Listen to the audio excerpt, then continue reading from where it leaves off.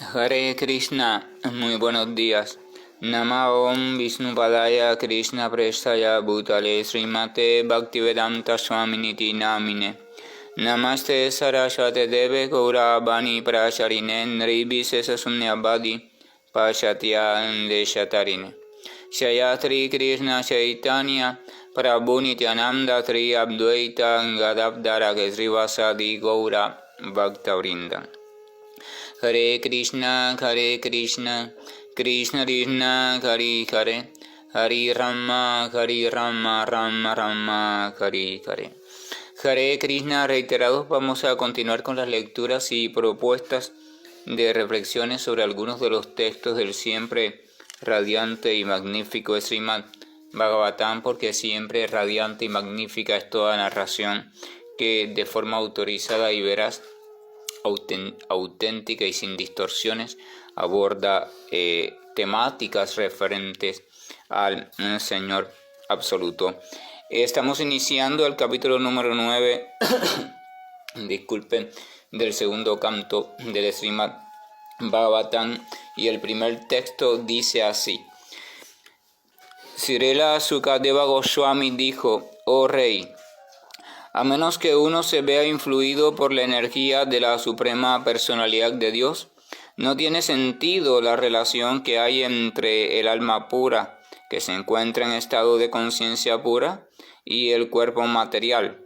Esa relación es igual a la que tiene una persona con su propio cuerpo cuando sueña y lo ve actuando. O sea, ya aquí empieza Sukadeva a dar respuesta a las preguntas que Maharaj Parishi le ha realizado, preguntas que no leímos todas, porque recordemos que dije eran bastante, pero todas estaban relacionadas al Señor y a la relación entre el alma y el Señor, y cuestiones que se encuentran dentro de esa temática. Una de las preguntas que Maharaj Parishi le hizo a Sukadeva Goswami fue que cómo es posible que si la chispa viviente es puramente espiritual, es conciencia pura, y el cuerpo material no lo es, ni la mente tampoco, entonces cómo es posible que la chispa viviente quede sujeta a la conciencia material, o a la vida, o a la experiencia de vida material.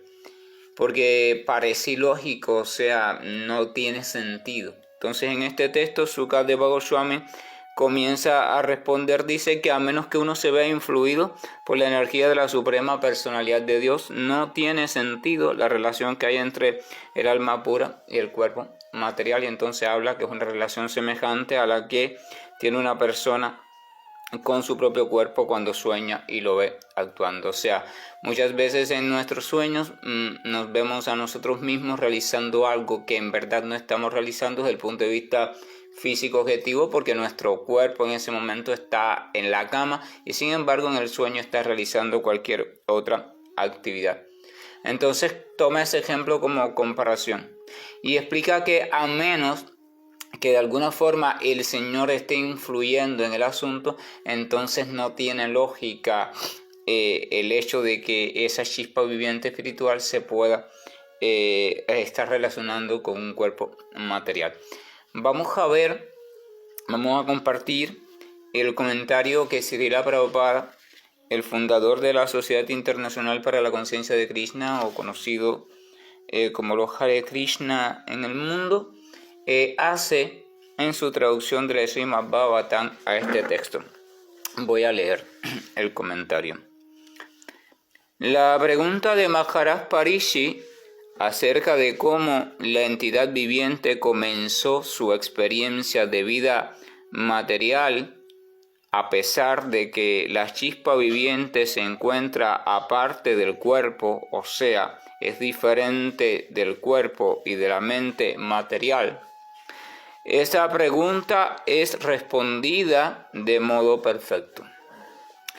La chispa viviente o alma espiritual es distinta del concepto de material de su vida, pero sin embargo se encuentra absorta en semejante concepto material debido a que está influida por la energía externa del Señor denominada Atma Maya, o la energía ilusoria, también conocida como energía material. Eso ya se explicó en el primer canto de este Srimad Bhagavatam. Por la voluntad del absoluto Señor, la energía externa controla a las entidades vivientes y al mismo tiempo el Señor controla a la energía externa. Voy a hacer una pausa ahí y esta cadena es importante comprenderla. La energía externa influye sobre las entidades vivientes, o sea, las puede controlar, pero el Señor controla a la energía externa. O sea, la energía externa no está por su propia voluntad haciendo y deshaciendo, sino que ella es una herramienta también, ella es una pieza en la maquinaria que dirige el Señor. Y eso, repito, es importante comprenderlo. Continúo. Por lo tanto, a pesar de que la entidad viviente en su estado puro es consciente en forma pura, ella se encuentra subordinada a la voluntad del Señor, debido a que se encuentra influida por la energía externa del Señor. Voy a hacer otra pausa aquí porque en función de la cadena anterior que expliqué, vamos a seguir comprendiendo un poquito más. O sea, si la energía material está controlando a la entidad viviente o la energía ilusoria está controlando a la entidad viviente, a la chispa viviente en su experiencia conocida como vida material, pero al mismo tiempo el Señor está controlando a esa energía ilusoria, entonces se entiende que se puede decir que de modo indirecto la entidad viviente en el mundo material está bajo el control del Señor. Repito, no de un modo directo, pero sí de modo indirecto a través de la energía ilusoria. Esto también es importante comprenderlo para entender las respuestas que Sukadeva Goswami está dando en este texto. Dice, continúa diciendo acá, en el Bhagavad Gita, capítulo 15, verso 15, también se confirma lo mismo. El Señor se encuentra presente en el corazón de toda entidad viviente. Se encuentra allí en su forma o expansión de alma suprema y perfecta. Y toda la conciencia y todo el olvido de la entidad viviente son provocados o están influidos por el Señor. Eso es lo que dice Krishna en Bhagavad Gita, capítulo 15, verso 15, que él es el que lleva a cabo toda esta influencia que hace que la entidad viviente olvide o recuerde su verdadera identidad, así como también sus experiencias anteriores o experiencias materiales, o como a veces se traduce, o sea, vidas pasadas. Continúo. Ahora bien, la pregunta que se hace automáticamente sería, ¿por qué influye el Señor en la entidad viviente para que posea dicha conciencia y olvido? Voy a hacer una pausa, o sea, cualquiera podría preguntarse, bueno, ¿por qué el Señor Supremo, el amoroso que tanto ama a la entidad viviente, por qué influiría sobre ella para hacerla olvidar su identidad y para que ella caiga en esa atmósfera de ilusión? Cualquiera podría preguntarse eso. Entonces vamos a continuar la lectura. En el comentario de Srila Prabhupada, gran devoto del Señor y gran conocedor de la ciencia del Bhakti Yoga o la ciencia del servicio devocional al Señor o la ciencia de los santos nombres. Dice, la respuesta es que el Señor desea claramente que toda entidad viviente se encuentre en su estado de conciencia pura como parte integral de Él. O sea, ese es el deseo de Krishna, que toda entidad viviente se encuentre experimentándose en el plano de su verdadera identidad, o sea, como parte integral del propio Señor, donde siempre se experimenta en sus condiciones de Sachitananda, o sea, de eternidad, conocimiento pleno y bienaventuranza plena y en un continuo intercambio de amor. Continúo. Y de esa manera se encuentra dedicada la entidad viviente en ese estado de conciencia al amoroso servicio de Él, para lo cual está constitucionalmente hecha. O sea, la entidad viviente de modo natural está lista, está alistada, acondicionada en su estado natural para el continuo servicio amoroso. Pero, continúa Prabhupada, pero Debido a que la entidad viviente es también parcialmente independiente, voy a hacer otra pausa, y eso es importante. O sea, hay un grado determinado de independencia en la entidad viviente, porque si la entidad viviente es parte integral del Señor, entonces tiene también cualidades pertenecientes al Señor, pero la tiene en un grado mucho menor. Y si el Señor es independiente, entonces la entidad viviente también tiene en cierto grado la cualidad de la independencia y puede hacer uso de ella. Es lo que llaman en otras traducciones, en otras literaturas, el libre albedrío. Ojo, el libre albedrío es limitado. O sea, el único que posee total libre albedrío a plenitud y lo ejercita es el Señor. La entidad viviente tiene libre albedrío, pero hasta un grado determinado, o sea, muy parcial. Entonces vuelvo. Donde me quedé, disculpen, para lo cual está constitucionalmente hecha. Pero debido a que la entidad viviente es también parcialmente independiente, puede que no esté deseosa ni dispuesta a servir al Señor, y más bien puede que trate de querer volverse tan independiente y libre como Él. La chispa viviente tiene las cualidades naturales necesarias para vivir en una experiencia de intercambio amoroso con el todo amoroso, pero también al tener la libertad parcial como parte de sus cualidades, puede que la entidad viviente en algún momento sienta un deseo diferente a eso. O sea, es lo que llama la literatura védica la envidia primera, y es el deseo de querer ser como el Señor. No ser parte del Señor, parte integral, sino de querer ser el Señor y poder disfrutar de las cuestiones desde la posición del Señor. O sea, la entidad viviente puede querer ser la disfrutadora, la entidad viviente puede querer ser la dueña, puede querer ser la gran personalidad, etc. Entonces, si eso surge, y como ya tiene cierta libertad, entonces va a tomar ese rumbo o va a ser colocada en ese rumbo. Eso lo explica ahora Prabhupada más adelante. Dice: toda entidad viviente que no está despierta en su conciencia como devota, entonces se debe entender que de un modo u otro está deseosa de volverse de alguna manera tan poderosa como el Señor. Si bien debe entenderse también, no está capacitada para hacerlo, ¿verdad? La ilusión y la ignorancia. Quiere disfrutar de las cosas como el Señor disfruta, quiere ocupar la postura igual del Señor en cuanto al disfrute y en cuanto al ser el propietario de las cosas y gozar de ellas, pero no está capacitada como sí lo está el Señor para hacerlo de modo perfectamente amoroso y de modo perfectamente inteligente y sabio. Continúo. Las entidades vivientes son engañadas por la voluntad del Señor, debido a que quisieron volverse como Él.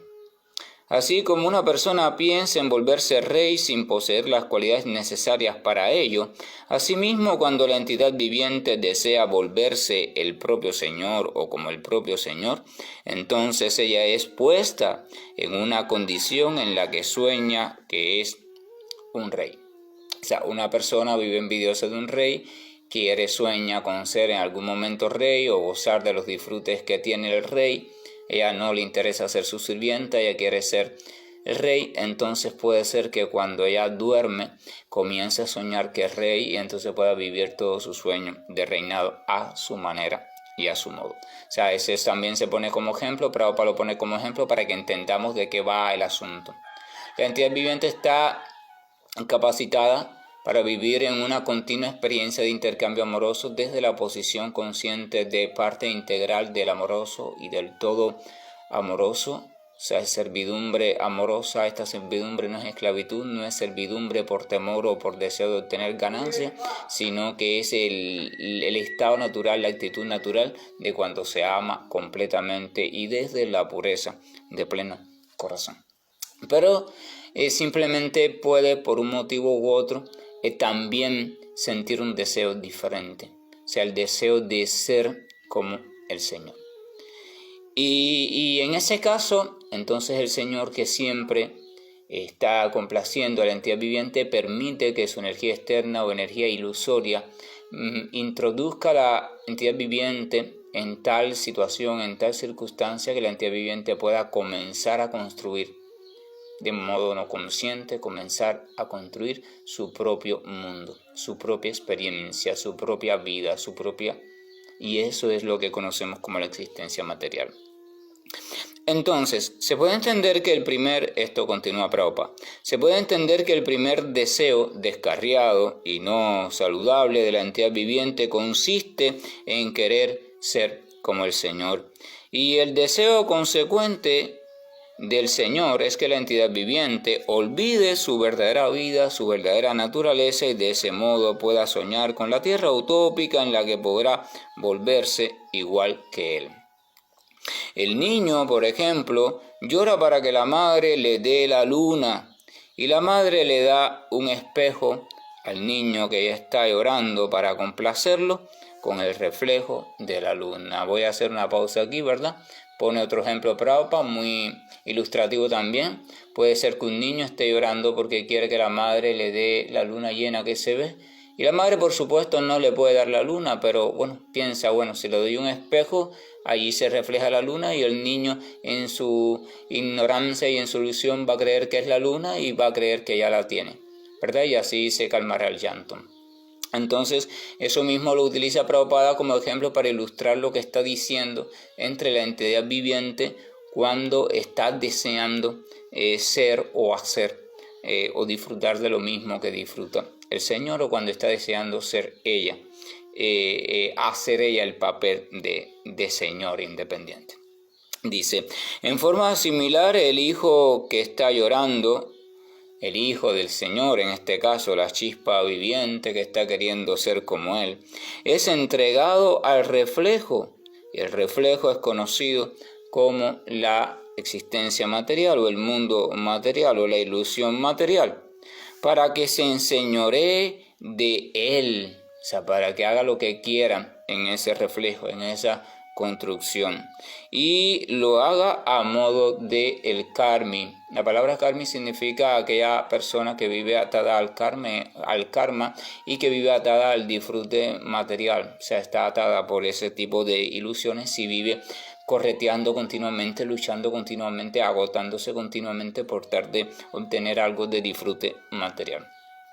Entonces, vuelvo a leer ese fragmento, dice, en forma similar, el hijo que está llorando del Señor es entregado al reflejo, el mundo material, para que se enseñoree de él como un karmi, y por la frustración lo deje con el fin de volverse uno con el Señor. Y aquí está la pedagogía o el fin pedagógico de la estrategia de Yogamaya, o de la estrategia de la energía, de Maya, o la estrategia de la energía ilusoria del Señor.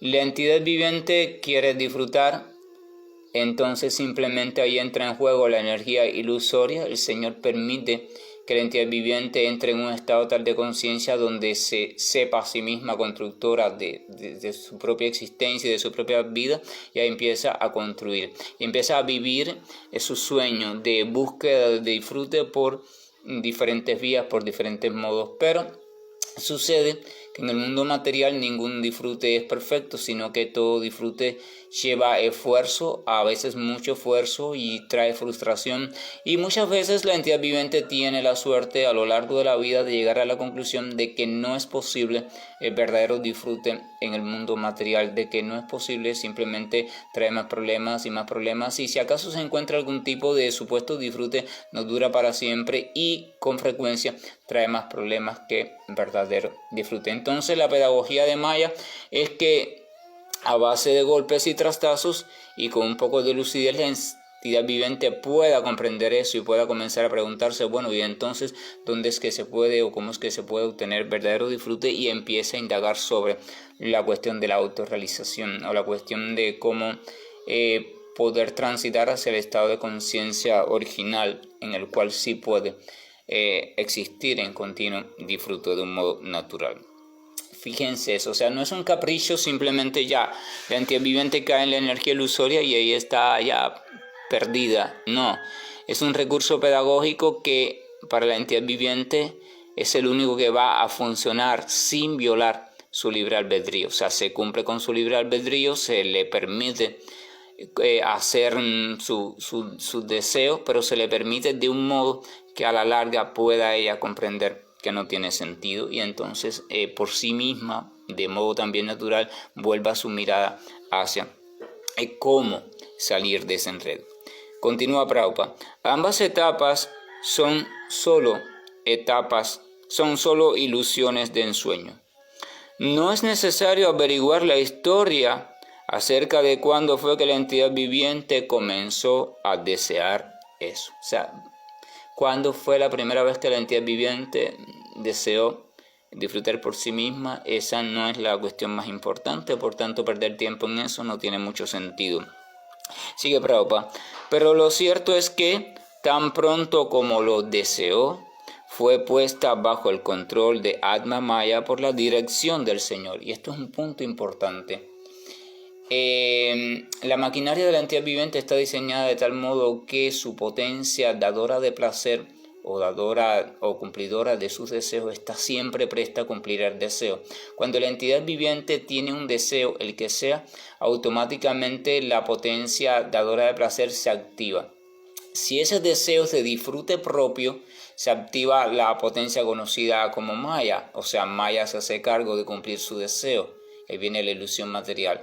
Si el deseo de la entidad viviente es un deseo vinculado a dar disfrute al Señor o a gozarse en el gozo del Señor, gozarse dándole gozo al Señor en una relación continua con el todo amoroso, entonces no se activa Maya, porque ahí a Maya no tiene nada que hacer. Quien se activa es Yoga Maya, o sea, la Maya mística, la Maya espiritual, y entonces esa es la que le permite vivir la experiencia de relación espiritual con el Señor. Pero todo parte por el deseo, no es violentada la voluntad de la entidad viviente, y esto es importante comprenderlo. Es una derivación inmediata, deseo, y automáticamente está siendo colocada allí. O sea, uno ni se da cuenta de eso, y uno lo puede ver en su propia vida cotidiana.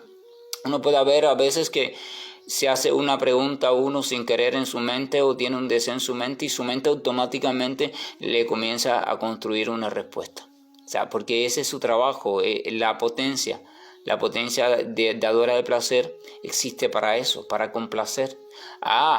Que la entidad viviente tenga un deseo más o menos saludable para ella, ya eso es cuestión de la potencia de inteligencia, o sea que la entidad viviente está en más o menos ignorancia.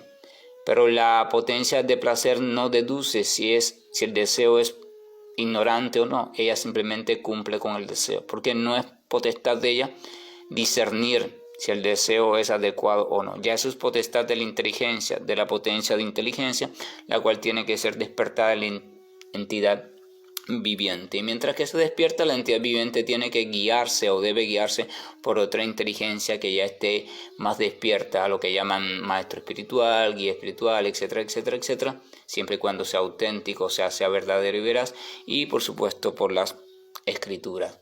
Ya cuando su inteligencia está despierta por el vínculo con estas fuentes antes mencionadas, entonces ya estas fuentes siguen acompañándole en el camino, pero ya no como suplantadores de sus decisiones, sino como simples acompañantes y refuerzos de sus propias decisiones. Continúo. En consecuencia, la entidad viviente en su condición material está soñando falsamente que esto es mío y que este soy yo. O sea, la ilusión de lo mío y la ilusión del yo soy, identificada con el cuerpo material y con las propiedades relacionadas al cuerpo. El sueño consiste en que el alma condicionada cree que su cuerpo material es el yo, o en que falsamente cree que es el Señor y que todo lo que está relacionado con ese cuerpo material es de ella, o sea, es mío.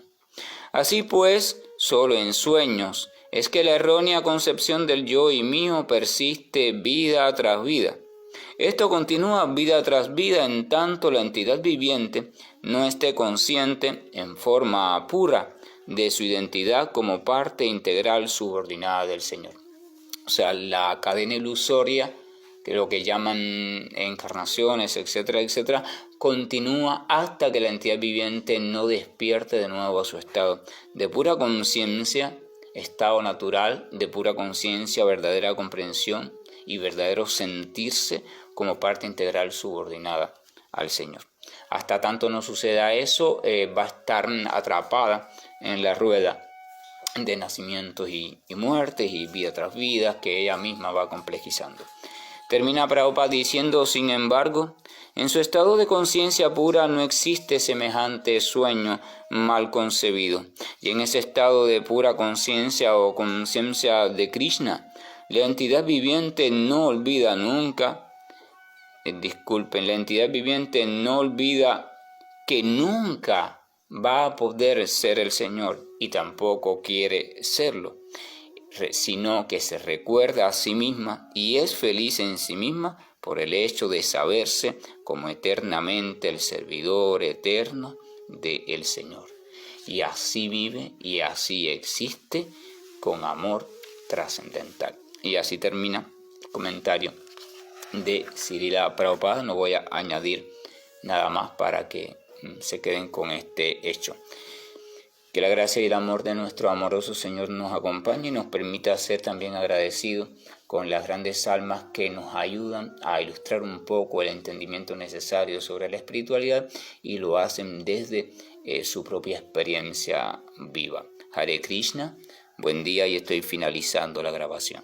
Krishna, Krishna, Krishna, Shri Krishna Govinda Hare Murari, Janat Narayan Vasudeva. Shri Krishna Govinda Hare Murari, Janat Narayan Vasudeva. Shri Krishna Govinda